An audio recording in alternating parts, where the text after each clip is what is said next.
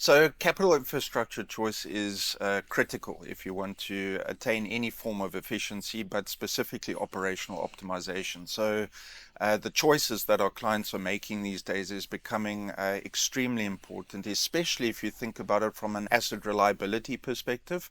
That's essential, but linked to asset reliability is also the concept of asset integrity. Yeah. So the choices you make in your capital infrastructure are going to have an astronomical impact on the performance of your business over time.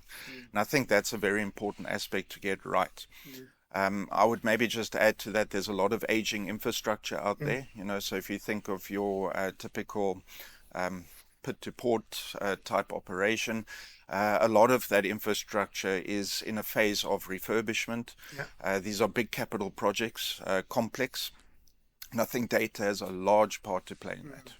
I'm glad you mentioned data because, Mark, I'm going to ask you the question around getting data-driven insights to understand the age of the infrastructure and also to unlock value using that data. How important is data-driven insights in this topic?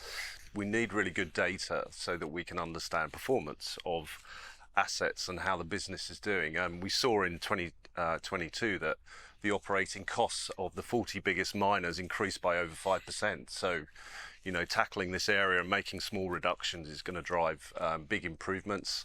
And it's challenging, right? There's so much new technology on a mine site now that data is coming from every angle. So, one thing we see with our clients is really spending the time up front to really think through, which of the data is important, how do we structure it, what are the KPIs we're going to look at on a mine site to make sure we're enhancing the uptime, we're improving value. So it's a really important thing to get right. Mark, do you feel we've got the right skills to actually mine the data, manipulate, analyze the data? I mean, assuming the data is there, do you feel we've got the right set of skills at the mine level to really look at that data? I think we're on a journey. I think the industry's on a journey. I mean, certainly there is a real scarcity around the number of data scientists around, and every industry wants more data scientists because I think everyone has recognized the importance of data.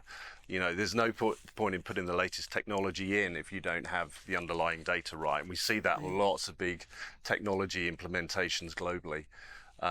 So absolutely, I think we're on a path, but I think most of the major mining companies in particular have invested in data and data science and getting those skills into the organization. Why are clients or just mining organizations generally not investing in those kinds of assets, you think? Well, my view there is that it's been done a certain way for decades. And to make that, I guess, mental operational transition, we were talking about people and what that means in this equation. I don't want to call it a resistance to change factor, but if you're used to a certain linear process, and that's what's been done for decades, to go and augment and change that can become quite a challenge.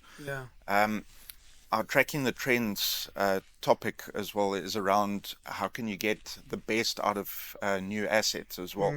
So when we look at the capital infrastructure that you rely on for operational performance, I think it's very important to note that expenditure choices are changing.